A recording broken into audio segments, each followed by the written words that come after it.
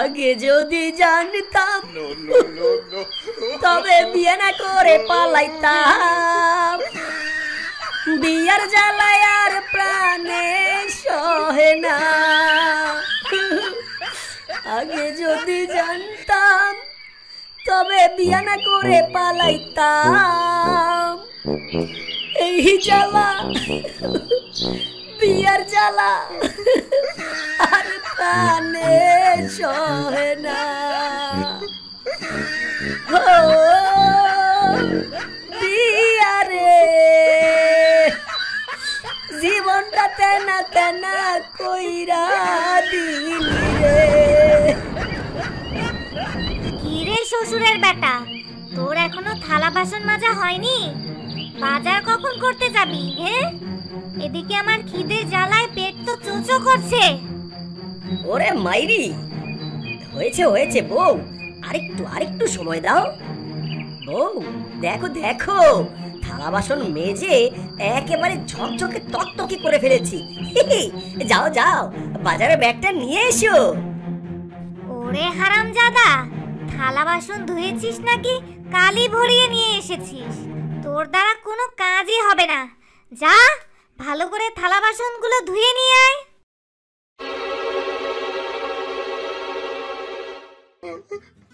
হায় রে কপাল, এত কাজ করেও বউয়ের কেলানি খেতে হয়। এই শালির বেটির জ্বালা আর প্রাণে সহে না রে। কোন পাগলের বুদ্ধিতে যে বিয়েটা করেছিলাম। হাই, কেমন আছো? তুমি কি ভালো আছো? কথা কও না কেন? তুমি কি রাগ করেছো? হাই দোস্ত, কেমন আছো? ও দোস্ত, কথা বলিস না কেন? তুমি কি রাগ করেছো? কি রে শালা, কথা বলিস না কেন? কি হয়েছে তোর? ওরে শালার মাইরি, তোর বুঝি খুব ফুর্তি লাগছে? যা লাগবে না, নতুন বিয়ে করেছি যে, মনে শুধু ফুর্তি আর ফুর্তি।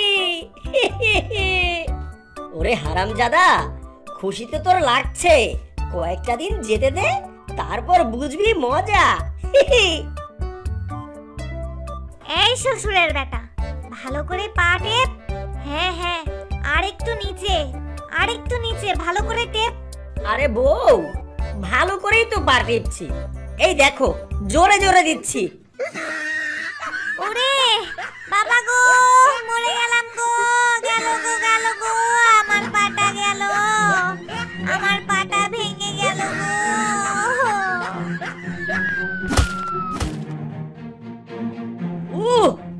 ওরে বাবা রে, শালির বেটির লাথির এত পাওয়ার, কোমরটা আমার গেল।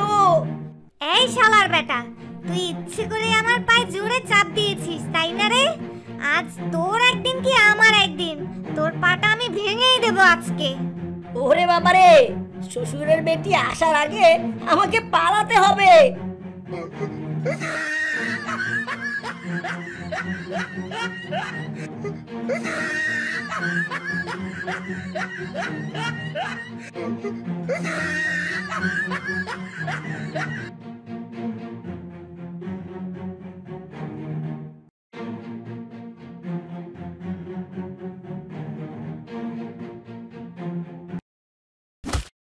এই শ্বশুরের বেটা, এই ভালো করে কাপড় কাচ, ভালো করে কাপড় কাচ বলছি। আরে বউ, কি বলো? দেখছো না কাচ্ছি তো, দেখতে পাচ্ছ না নাকি হে? হায় রে পোড়া কপাল, এবার আমার আর রক্ষে নেই রে, রক্ষে নেই। এই হারামজাদা, এই এভাবে বসে না থেকে আমাকে তো একটু কাজে সাহায্য করতে পারিস, তাই না? কাজ? বলো বলো বউ, তোমাকে কিভাবে সাহায্য করতে পারি? আমি এক্ষুনি তোমার সব কাজ করে দিচ্ছি। দাঁত না খিলিয়ে ছাদ থেকে মরিচগুলো পেরে দে। ও, এই সামান্য কাজ? আমি এক্ষুনি ওগুলো পেরে নিয়ে আসছি। তুমি কোনো চিন্তা করো না। বাবা রে, তা আমার জ্বলে গেল রে। ওরে বাবা, ও মাগো, সব মরিচ কি আমার চোখে এসে পড়লো? কি, এই সামান্য কাজটুকু করতে পারলি না? কান ধরে উঠবস কর, কর বলছি। উমাইন্না কোথাকার। বউ, আজকের মতো ছেড়ে দাও, ছেড়ে ছেড়ে ছেড়ে দাও। ও মা গো, বাবা গো, ছেড়ে দাও গো।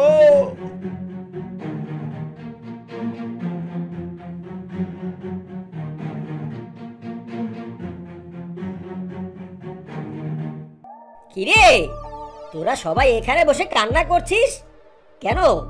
বউ মেরেছে বুঝি? কি যে বলিস, সেই কপাল কি আর আছে?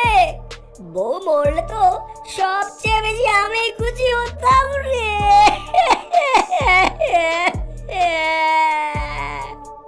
মাইরি, তবে কান্নাকাটি করছিস যে, তোদের আসলে হয়েছেটা কি? আর বলিস না রে, বলিস না। বউ হাগলেও কেলানি দেয়, হিসু করলেও কেলানি দেয়। এই জ্বালায় আর বাঁচি না রে বাবা। ওরে সবাই আয়, তোদের সাথে আমার কপালটা একটু ঘষা দেই। আমারও তো একই অবস্থা রে। না না, আমাদের আর এভাবে থেমে থাকা যাবে না। কদিন পর ওরা আমাদের চুরি শাড়ি পরিয়ে নাকে দড়ি দিয়ে ঘোরাবে। তার যে চল, সবাই আমরা মোড়লের কাছে বিচার নিয়ে যাই।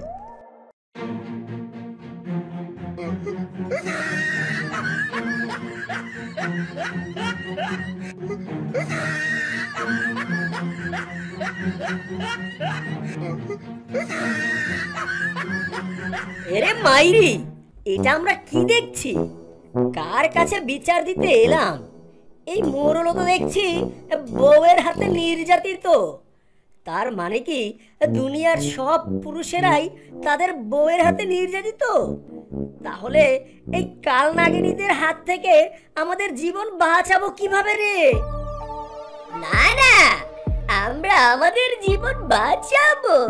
সব পুরুষ পশুদের একত্রিত করে আমাদের আন্দোলন করতে হবে। সবাই কাল আন্দোলনের জন্য প্রস্তুত হও।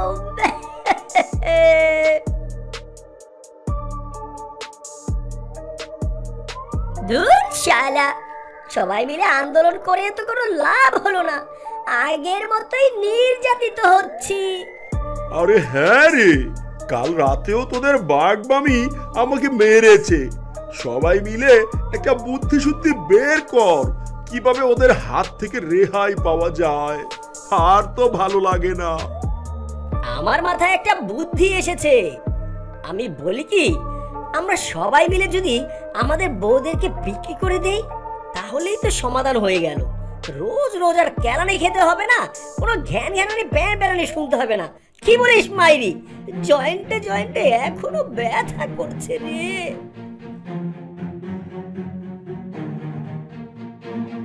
হ্যাঁ গো, তোমরা সবাই আমাদের এখানে আনলে কেন? কি হয়েছে? ও, তোমাদের এখানে আমরা কেন এনেছি জানো? তোমাদের আমরা এখানে এনেছি, তোমাদের আমরা বেচে দেব। তোমাদের হাত থেকে আমরা মুক্তি চাই, আমাদের রেহাই দাও তোমরা। আজ তোমাদের বিক্রি করে আমরা সবাই মুক্ত হব। তবে রে হারামির দল, আজ তোদের দেখাচ্ছি মজা। বাঁচাও, ছেড়ে দাও, ছেড়ে দাও, বাঁচাও, আর মেরো না, বাঁচাও। ক্ষমা চাই,